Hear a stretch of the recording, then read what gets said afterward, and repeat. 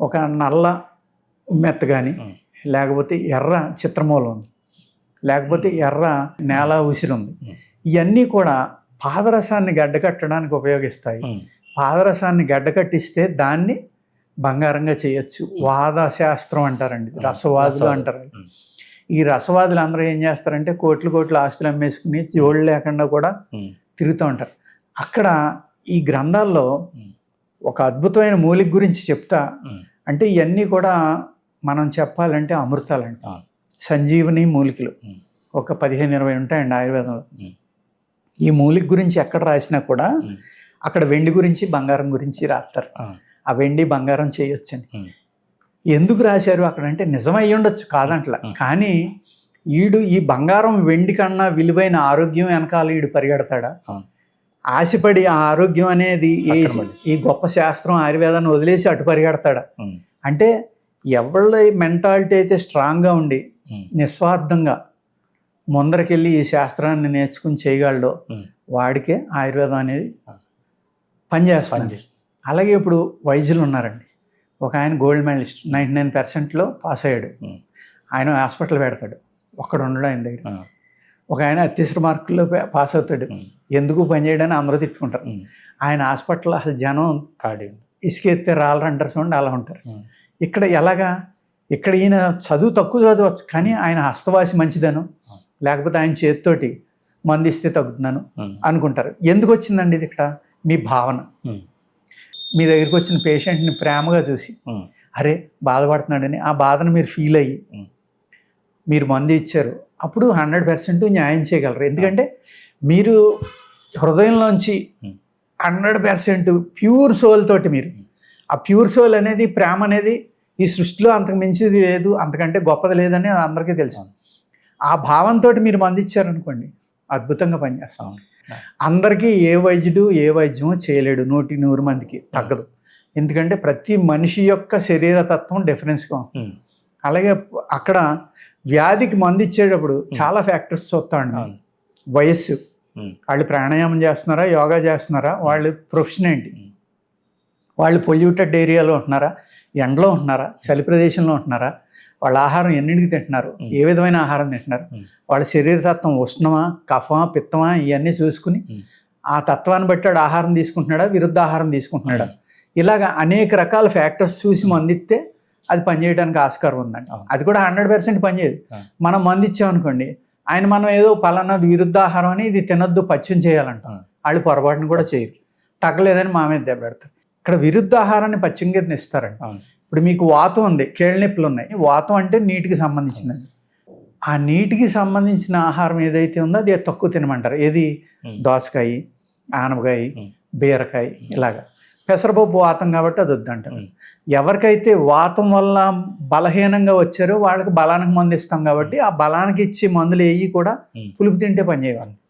చింతపండు మానేయమంట, వాళ్ళు వెంటనే నిమ్మకాయ తినొచ్చా, టమాటా తినొచ్చా, మామిడికాయ తినొచ్చా అని అడుగుతారు. అన్నీ మానేస్తే మంచిది. అన్నీ మానేమని మీరు చెప్పారనుకోండి, మీ దగ్గర పేషెంట్ రాడు. అందుకేం చేస్తామంటేనండి, పచ్యం అక్కర్లేని కూడా కొన్ని మందులు చేసుకుని ఉంచుకుంటామండి. ఆ మందు ఇస్తే ఇంక పచ్యం అక్కర్ల, ఒకే మందు ఒక 100 నాటికి పనిచేస్తాం. అలాంటివి కూడా చేసుకుని అటువంటివి కూడా ఇస్తామండి. అది ఏది నల్లజీడి ఉంటుంది చూడండి, దాంతో ఇలా కొన్ని ఉంటాయండి. ఇప్పుడు ఎర్ర చిత్రమూలం అని ఉంటుందండి.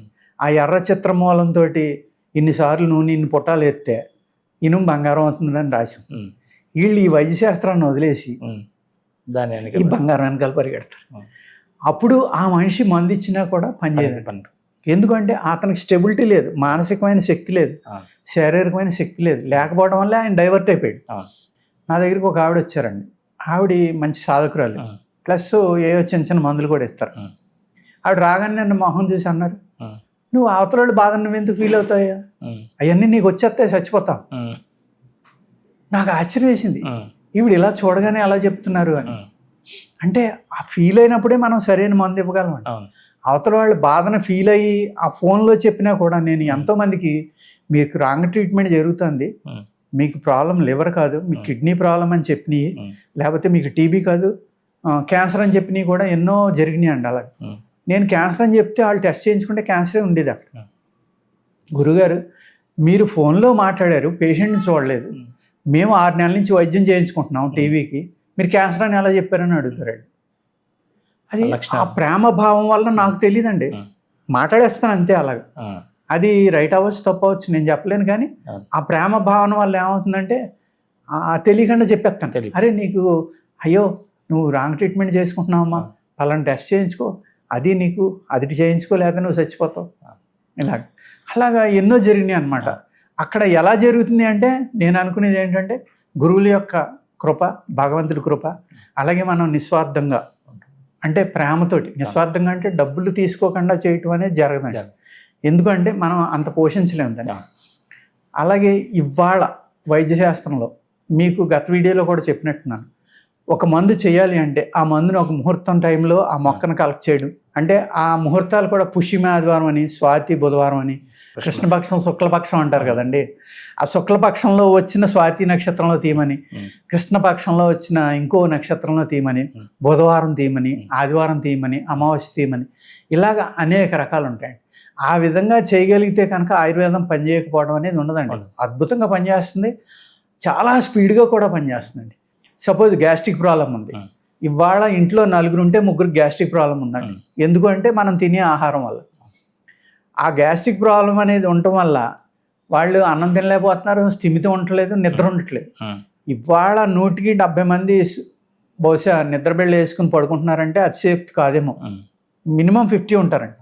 ఏ పేషెంట్ వచ్చినా సరే నిద్ర పడుతుందంటే లేదు కాదు, డిస్టర్బ్ 5 mg వేసుకుంటున్నానండి, లేకపోతే 10 mg వేసుకుంటున్నానండి, ఏదో ఒకటి చెప్తున్నారు. ఆల్మోస్ట్ 80-90% పీపుల్ చెప్తున్నారు. అంటే ఆ నిద్ర పట్టబడడం కారణం ఏదండి, పొట్టలో ఇరిటేషన్ వల్ల, వేడి వల్ల, ఆ ఉష్ణం వెళ్ళి బ్రెయిన్కి పెట్టుకోవడం వల్ల నిద్ర పట్టట్లా. మేము ఒక మందు తయారు చేసామండి, అది ఉదర శుద్ధి అంటాం, అంటే పొట్ట సుఖంగా ఉండాలి అని. అది మీరు ఒక 3 ఏళ్ళతోటి నోట్లో వేసుకొని చెప్పలేతే 2 నిమిషాల్లో కింద నుంచి అయినా ఆ పనవాయువు అయినా వెళ్ళిపోతుంది, లేకపోతే ఒక తేనె పైన వస్తుంది, తేలిక పడిపోతారు. చాలామంది ఆశ్చర్యపోతూ ఉంటారు. అలాగని అదే మందు 100కి 100 పనిచేస్తుందని చెప్పలేమండి.